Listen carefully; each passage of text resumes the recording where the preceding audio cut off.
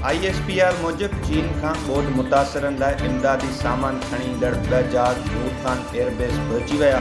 जहाज़नि में ख़ैमा ऐं कंबल समेत ॿियो सामान मौजूदु आहे। चेयरमैन NDA में चीनी जहाज़नि जे अमले जो इस्तक़बाल कयो। सरकारी इदारा ऐं NDA में ॿोॾ मुतासिरनि खे सामान फ़राहम कंदा। चीन तरफ़ां मोकिलियल इमदादी सामान में 300 ख़ैमा ऐं 9000 कंबल शामिल आहिनि।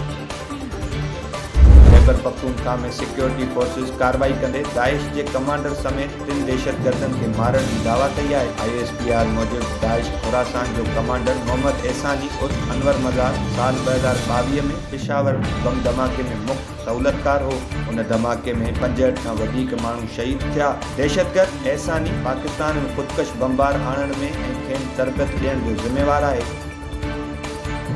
मौसमियात खाते तरफ़ां अंगारे खां कराची में हल्की बरसात की अॻकथी कई वई आहे। अॼु कराची में गर्मीपद 37 सेंटीग्रेड रिकॉर्ड कयो वियो, जॾहिं त 30 सेप्टेम्बर ते कराची आसपास के इलाइक़नि में बरसात जो इम्कान आहे। उमरकोट, टंडो मोहम्मद खान, टंडो अलाया, बदी, हैदराबाद ऐं ॿियनि इलाइक़नि में अॼु ऐं सुभाणे मींहुं पवण जो इम्कान आहे। सिंधु दरिया कोटरी बैराज वटि पाणी वहिकरनि में लाथ जो सिलसिलो शुरू थी वियो। गुज़िरियल 24 कलाकनि अंदरि 25,000 क्यूसेक पाणी लाथ रिकॉर्ड कयो वियो। सिंधु दरिया जो मथां वहिकिरो 3,87,000 क्यूसेक आहे। सरकारी ज़रियनि मूजिब ॿोॾ वहिकरनि सबबि पाणी हेठि आयल कचे जे इलाइक़नि में मुख़्तलिफ़ बीमारियूं पखेड़जी रहियूं आहिनि, जॾहिं त मुल्तान डिवीज़न जे नूरजहां भुट्टा डैम जो मरमती कमु मुकमल थी वियो। लियाकतपुर में ज़ालिम मुड़ुस पंहिंजी घरवारी, धीउ ऐं ससु मथां तेज़ाब उछलाए छॾियो।